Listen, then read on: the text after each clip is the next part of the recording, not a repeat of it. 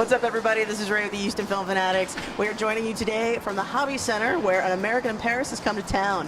Now, we're going to be talking today with Nick Spangler. He's one of the cast members. He plays Henri in the show. So let's go talk to Nick now and see what he has to say about being in this awesome, awesome musical. We are with Nick Spangler. You are in the show An American in Paris.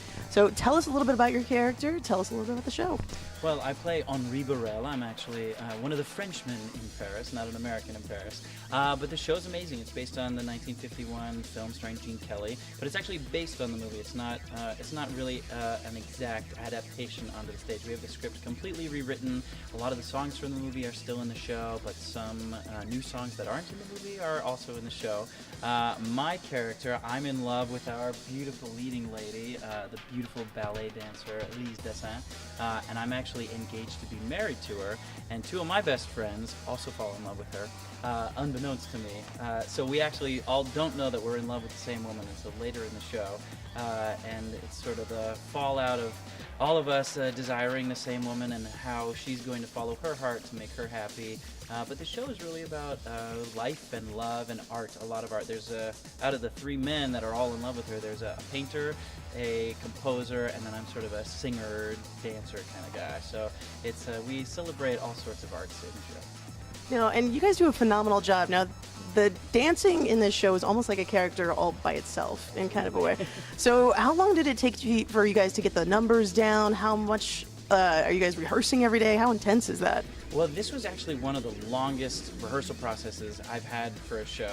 We had a full, I think, 5 weeks of rehearsal in a New York dance studio, and then we did a preview process in Schenectady, New York, where we had another 2 or 3 weeks of tech rehearsals, and then another week or two of performances, previews, where we would rehearse during the day, make changes and clean things, and then be performing for a full audience at night. So that was a very long and involved process, but it was good because we needed the ballets and the dances are so intricate and so difficult to learn that we really needed all of that time. And Christopher Wheeldon, our director and choreographer, just has such an eye for perfection that he wasn't going to let anything go off half rehearsed. And as for rehearsals as we're performing, we have a lot. We have 25 people on stage every night, and then we have 10 people backstage who understudy everybody else, and they all know multiple roles. So they're rehearsing probably 3 times a week, all afternoon, and then they're also in the theater at night for the show. And they go on for, like I said, they can all understudy 5 or 6 or 7 people, and it's such a crazy show with so many dances and so much choreography they have to know. Their job is very difficult, so there's a lot of rehearsal going on. Yeah, I mean, one of the things that I really liked is really kind of, I guess, a feast for the eyes, I would say, because there's times when I'm watching this show and I just didn't even know where to look, because there's so many different things happening on stage. How do you guys keep from just constantly running into each other? I mean, between that and the sets constantly changing. The sets were great, by the way, very elaborate, very fun. I mean, yeah, it just seems like it's like organized chaos up there. It is. It's kind of funny. It speaks back to the amount of rehearsal that we had. You really have, the whole show, not just the dances and the songs are choreographed. The whole show is so intricately woven that you really have to hit your mark 100%. There's these big moving panels that are almost magical at times when they kind of cross and then reveal something new or something like that, and there's people behind them, and sometimes I'm revealed from behind one, so you have to be on your mark and on your game every night to avoid major tragedy. But it's been going well. I mean, the cast, the entire ensemble, and all the principals they're an amazing group of people to work with. So it's everybody's really focused, and everybody really loves the show so much. And I think that helps a lot in dedication to doing all of that stuff 100%. Now, you are, like you said, one of the few French men in the show. You actually speak a little bit of French. Did you have to learn a whole lot of French for this role? Not really. Really the only French line I say is my very first entrance, and I had to have a little coaching on the pronunciation there. I took French in high school and junior high, so I know un peu, which means a little. And as for my accent, the rest of the show I speak in just a French accent, and I kind of just made it up when I was auditioning, because I auditioned for the show, gosh, like over a year ago now. And I came in and I was doing it really big. I was talking like this, and this is not what I wanted to hear.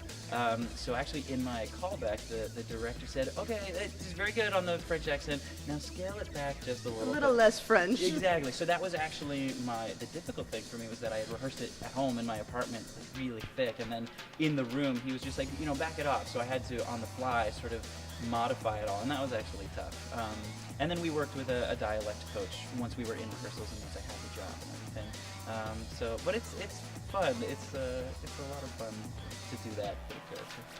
Now, what is the biggest difference between shows that you've done before? I know you were in like Book of Mormon. What is it like coming from shows like that to this one right here? Because this is almost unlike any other Broadway show that I've seen. Absolutely. No, and that's what I thought. The first time I saw it on Broadway, I came away going, what an amazing piece of theater. It's not just a Broadway musical, and it's not just a ballet. It's like, and it's not just the two sort of mashed together. It's like this whole new creation, which is really incredible for me to be a part of. I really enjoy it for that aspect. It's some of the shows I've done. So I was in the Book of Mormon on Broadway, and I was in a show last year called It Should Have Been You on Broadway. And those are very contemporary musicals. They speak to a very contemporary audience, and the music is very contemporary and of our time.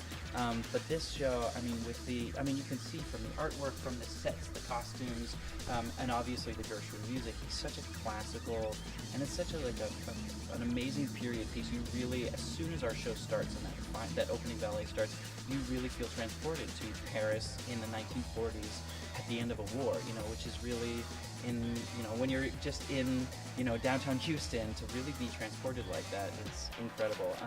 So really kind of going back to the classical musical theater, which is something that I love so much, all these old musicals and everything. It's a kind of a treat for me to be able to sing that and sort of act this. And now that the script is actually contemporary, written by Craig Lucas. So that's very new, but he sort of melded it really well to fit in with all of this classical feeling, setting and music and everything like that. Well, the show was wonderful. Thank you so much for talking with us today. We really appreciate it.